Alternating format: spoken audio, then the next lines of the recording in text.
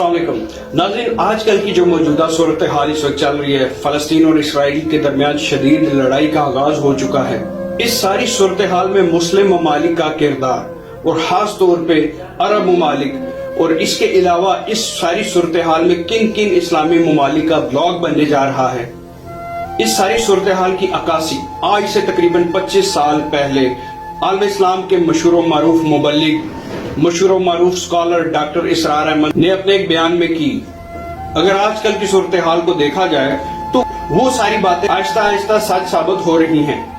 नाज़रीन, new world order कहने को तो अमेरिका के ज़ेरे साया है, लेकिन न्यू वर्ल्ड ऑर्डर में अमेरिका इस वक्त यहूदियों के शदीद शिकंजे में आ चुका है। न्यू वर्ल्ड ऑर्डर के तहत अमेरिका सबसे पहले अरबी मुसलमानों को अपनी मर्जी से चलाने के बाद अजमी मुसलमानों की तरफ फोकस करेगा। तो सुनिए डॉक्टर इसरार अहमद क्या कहते हैं। ऐलान बाल्फोर 1917 यहूदी आबाद होने शुरू हो गए और असल में इसी के लिए खिलाफत को मंसूख कराया गया। सुल्तान अब्दुल हमीद, अगरचे ये तुर्की खिलाफत जो है मर्दे बीमार कमजोर, फिर भी वो मुसलमानों वाला जज्बा इतना था, उन्हें बड़ी से बड़ी रिश्वत पेश की गई थी। जाहिर बात है यहूदियों से बढ़कर रिश्वत देने वाला कौन हो सकता, जिनके यहां ऐसे बैंकर हों जो 40-40 बिलियन डॉलर का एक चेक लिख सके। फिर यह कि उन पर सियासी दबाव बहुत डाला गया। उन्होंने जब तक खिलाफत उस्मानिया बरकरार रही, यहूदियों को फिलिस्तीन में आबाद होने की इजाजत नहीं दी कि जो वाहिदा किया था हजरत उमर ने रजी अल्लाह ताला अन्हु, खलीफा सानी ने, खलीफा राशिद ने, हम उसके पाबंद हैं और हम यहां यहूदियों को आबाद होने की इजाजत नहीं देंगे। लिहाजा उन्होंने उस खिलाफत ही का बिस्तर तय कराया, इसलिए कि न रहे बांस न बजे बांसुरी, न मुसलमानों की वहदत मिल्ली की कोई अलामत दुनिया में बाकी रहे और न मुसलमान किसी मसले पर जमा होकर कोई मौक़िफ़ इख्तियार कर सके। ऐलान बाल्फोर के नतीजे में आबादकारी शुरू हुई। 1948 में इसराइल कायम हो गया, मौजूदा हो गया। 1967 में उसकी तौसीह हो गई। इसमें एक बात और भी अर्ज कर दूं, यह सारा किस तौर से हुआ है काम। आपने ज़ायनिज़्म का नाम तो सुना है, सहूनी तहरीक। खुद इसका जो बाबा आदम था, ऑर्डर ऑफ इल्यूमिनाटी, 1776 यकुम मई यह निजाम कायम किया वाइसॉप ने, और इस निजाम के तहत फ्री मेसनरी और lodges of the great Orient कायम किए गए। यह सारा हथकंडा वो इब्लीसी निजाम, इसकी तफसील एक कैनेडियन ऑथर ने लिखी है किताब में, पॉन्स इन द गेम। ये सारा धंधा एक शैतानी चक्कर है, इब्लीसी चाल है, और उसके जरिए से इसराइल कायम हुआ और उसकी तौसीह भी हुई 1967 में।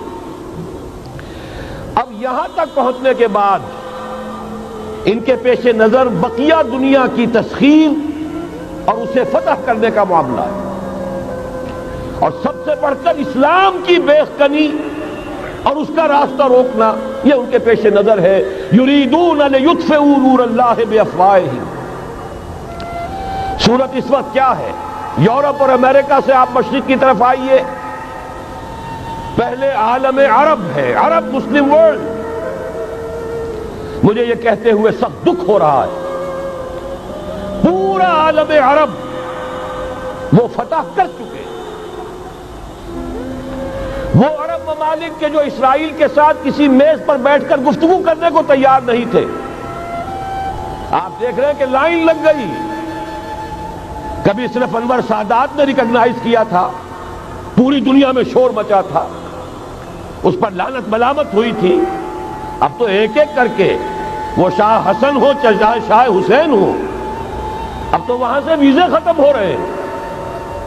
सऊदी अरब और इमारात, उन्होंने जो कुछ कारोबारी बंदिशें लगाई हुई थी वो खत्म कर दी गई, उनमें नरमी पैदा कर दी गई। ये सूरत हाल है कि वाकईतन इनकी जो आलमी तस्खीर का प्रोग्राम है वो आगे बढ़ रहा है, और बदकिस्मती से उम्मत मुस्लिमा का जो कल्ब है اس امت کا قلب امیین پر مشتمل ہے. هو الذی بعث فی الامیین رسولا منہم یتلو علیہم آیاتہ ویزکیہم الی آخر الآیہ. حضور بھی امی تھے، انہی میں سے تھے صلی اللہ علیہ وسلم. لیکن آج وہ قلب جو ہے عالم اسلام کا وہ یہودیوں کے شکنجے میں کسا جا چکا ہے. اکثر وہاں کے جو حکمران ہیں امریکہ کے ایجنٹ ہیں، اسٹوڈیز ہیں. یہ حالات جہاں تک عالم عرب کا تعلق ہے تلخ حقائق ہیں جو بیان کر رہا ہوں، اس لیے کہ آپ کے سامنے رہنا چاہیے. یہ جو اقبال نے کہا کہ دنیا کو ہے پھر مار گئے روح و بدن پیش، ابلیس نے پھر اپنے درندوں کو ابھارا، اللہ کو پا مر دیے مومن پہ بھروسہ، ابلیس کو یورپ کی مشینوں کا سہارا. یہ دوبارہ ایک بہت بڑے پیمانے پر حق و باطل کا گھمسان کا رنگ پڑنے والا ہے. ملاحم کی جو حضور صلی اللہ علیہ وسلم نے پیشین گوئیاں فرمائی، الملحمۃ العظمیٰ، تاریخ انسانی کی عظیم ترین جنگ جو ابھی آنے والی ہے، اس کو سمجھ لیجئے اچھی طریقے سے کہ اس میں جو قوتیں ایک دوسرے کے مقابل آ رہی ہیں وہ کون سی ہیں. نیو ورلڈ آرڈر کہنے کو امریکہ کے زیر قیادت ہے، حقیقت میں امریکہ خود یہودیوں کے پنجے میں ہے. یہ وہی ابلیسی طاقت ہے جو آگے بڑھ رہی ہے. عالم عرب کو فتح کرنے کے بعد اب ان کے پاس اگلا عالم اسلام کا حصہ ہے، غیر عرب مسلم ورلڈ. ایران ہے، اس کے شمال مشرق میں ترکستان ہے، روسی اور چینی، مشرق میں افغانستان ہے، پاکستان ہے. یہ ایک بہت بڑا سالڈ بلاک ہے.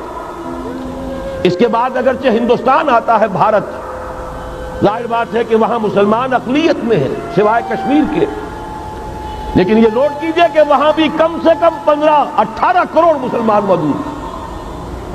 آج بھی دنیا کا سب سے بڑا ملک جس میں مسلمانوں کی تعداد اور جن کی نفری سب سے بڑھ کر ہے وہ بھارت ہے. اس کے بعد پھر انڈونیشیا، ملائیشیا ہے. اس سے آگے ہے پھر فار ایسٹ، ابھی انہیں فتح کرنا ہے.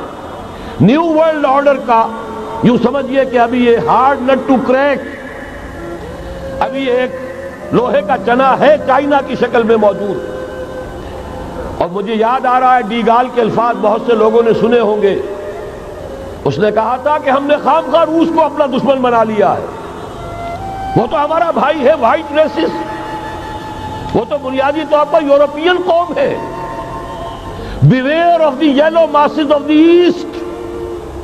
تمہیں گھبرانا چاہیے، تمہیں خبر لینی چاہیے. وہ مشرق بعید کے جو زرد رو لوگ ہیں، China, Indo China, Japan, yellow races. ابھی اس نیو ورلڈ آرڈر کے لیے جو فتح عالم اور تسخیر عالم کا پروگرام ہے، اس میں پہلے غیر عرب مسلمان دنیا اور پھر یہ فار ایسٹ کا خاص طور پر یلو ماسز، یہ ہے کہ جنہیں ابھی انہیں ٹیکل کرنا ہے.